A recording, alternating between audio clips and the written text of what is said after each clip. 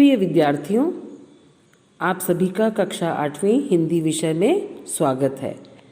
बेटा, कल हमने अपनी पाठ्यपुस्तक मेधा के पाठ 3 भिखारिन नामक कहानी का भाग 1 पढ़ा था। इसमें रविंद्रनाथ जी ने बताया था कि अंधी बुढ़िया प्रतिदिन रोज मंदिर के दरवाजे पर जाकर खड़ी हो जाती थी। वह सोचती थी मंदिर में आने वाले व्यक्ति अच्छे दिल के तथा दयालु होते हैं, सब कोई आकर उसे कुछ न कुछ दे जाते थे। वह बुढ़िया शाम को जब घर लौटती थी तो एक 10 वर्ष का बालक उछलता कूदता आता और उससे चिपट जाता। एक दिन लोगों ने देखा वही बच्चा उसकी गोद में रो रहा था और अब वह बच्चा उसके पास ही रहने लगा। बुढ़िया भीख से मांगी हुई रकम को हांडी में रख देती थी और उसको ढक देती थी ताकि किसी की नज़र, किसी की दृष्टि उस पर ना पड़े। वह बुढ़िया रात को उस बच्चे को अपने साथ चिपकाकर सुला लेती थी। सुबह होते ही फिर मंदिर के द्वार पर जा कर के खड़ी हो जाती थी। देखिए, हमने इस कहानी को यहाँ तक पढ़ा था बेटा।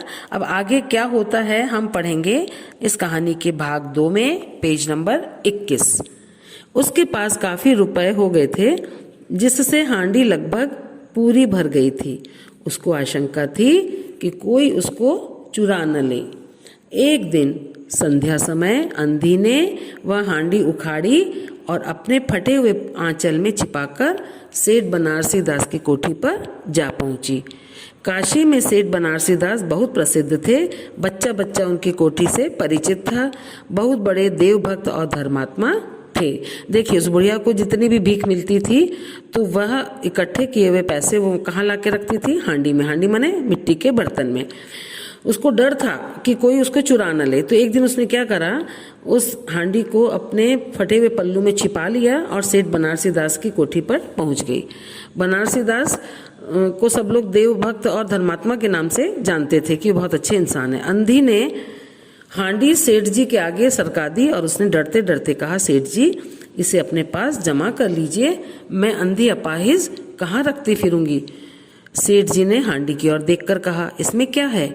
अंधी ने उत्तर दिया, भीख मांगकर अपने बच्चे के लिए 2-4 पैसे इकट्ठे किए हैं, अपने पास रखती डरती हूँ, कृपया आप इन्हें अपनी कोठी में रख लीजिए। सेठ जी ने मुनीम की ओर देखते हुए कहा, बही में जमा कर लो। सेठ जी ने मुनीम से कहा कि इसको बही खाते में जमा कर लो।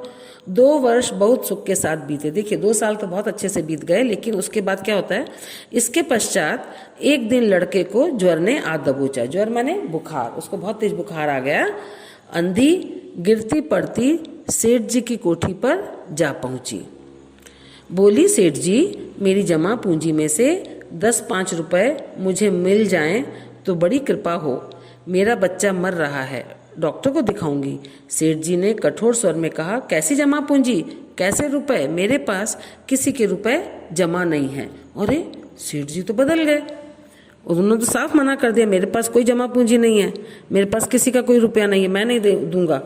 अंधी वहीं पर जमी पर बैठी रही। उसने रो रो कर कहा, सेठ जी परमात्मा के नाम पर, धर्म के नाम पर कुछ दे दीजिए, मेरा बच्चा जी जाएगा, मैं आजीवन आपके गुणगान करूंगी। बेचारी गिड़गिड़ाती रही सेठ के आगे, मुझे कुछ दे दीजिए, मेरे बच्चे को बचा लीजिए और मैं पूरे जीवन आपका गुणगान करूंगी, आपका एहसान मानूंगी। परंतु पत्थर में जोंक न लगी। मतलब पत्थर में कभी जोंक लगती है? नहीं। तो सेठ जी तो ढीठ हो गए, पत्थर बन गए। सेठ जी ने बिल्कुल मना कर दिया और सेठ जी ने क्रुद्ध होकर उत्तर दिया, जाती है या नौकर को बुलाऊं? अंधी लाठी टेक कर खड़ी हो गई और सेठ जी की ओर मुंह करके कहा, अच्छा भगवान आपको बहुत दे। कह तो दिया, लेकिन उसकी अंतरात्मा तो उसको बद्दुआ ही दे रही थी ना, और अपनी झोपड़ी की ओर चल दी। यह आशीष न था बल्कि एक दुखिया का शाप था। बच्चे की दशा बिगड़ती गई। एक दिन उसकी अवस्था बहुत चिंताजनक हो गई तथा प्राणों के लाले पड़ गए। अरे यार, वो बच्चा तो बेचारा बहुत परेशान हो गया, बहुत तकलीफ में था, उसके प्राण बचने भी मुश्किल थे। प्राणों के लाले पड़ना माने प्राणों का बचना मुश्किल। उसके जीवन से बुढ़िया भी निराश हो गई। सेठ जी के अनुचित व्यवहार पर उसे रह रहकर क्रोध आ रहा था। सेठ जी ने जो व्यवहार किया था उसको सोच सोचकर उसको बहुत बुरा लग रहा था और बहुत गुस्सा भी आ रहा था। सोचती, इतना धनी व्यक्ति है, 2-4 रुपए दे देता तो क्या चला जाता, और फिर मैं उससे कुछ दान नहीं मांग रही थी, अपने ही रुपए मांगने गई थी। देखिए उसके मन में विचार आता कि मैं उससे दान थोड़ी मांग रही थी, मैं तो अपना खुद का इकट्ठा किया हुआ पैसा उससे लेने गई थी। सेठ जी से उसे घृणा हो गई। क्यों हो गई घृणा? क्योंकि सेठ जी ने उसके साथ व्यवहार अच्छा नहीं किया और उसको रुपए नहीं दिए बेटे का इलाज करवाने के लिए। इस कहानी को बेटा हम आज यहीं तक पढ़ेंगे, और इसको आपको घर पर उंगली लगा करके 2 या 3 बार पढ़ना है। और अब इसकी पुनरावृत्ति अपन करते हैं प्रश्नोत्तर के माध्यम से। रुपयों से भरी हांडी लेकर बुढ़िया कहाँ पहुंची? रुपयों से भरी हांडी लेकर बुढ़िया सेठ बनारसी दास की कोठी पर पहुंची। सेठ बनारसी दास किस प्रकार के व्यक्ति थे? लोग उनको देवभक्त और धर्मात्मा के नाम से जानते थे। 2 वर्ष बीतने के बाद बुढ़िया एक दिन सेठ जी की कोठी पर क्यों पहुंची? 2 साल तो बीत गए आराम से। उसके बाद जो बुढ़िया है अपनी जमा पूंजी से 10-5 रुपए लेने के लिए सेठ जी की कोठी पर पहुंची, ताकि वह अपने बच्चे का इलाज करवा सके। उस बच्चे को क्या हो गया था? उस बच्चे को बुखार आ गया था, है ना, बहुत तेज बुखार आ गया था, प्राणों के भी लाले पड़ गए थे। सेठ जी ने कठोर स्वर में क्या कहा? सेठ जी ने कठोर स्वर में माने गुस्से में कहा, मेरे पास कोई तुम्हारी जमा पूंजी नहीं है, मेरे पास तुम्हारा कोई रुपया नहीं है, मैं नहीं दूंगा, है ना। सेठ के मना करने पर भी बुढ़िया ने क्या किया? सेठ के मना करने पर भी बुढ़िया ने तो बेचारी ने यही कहा, अच्छा भगवान आपको बहुत दे।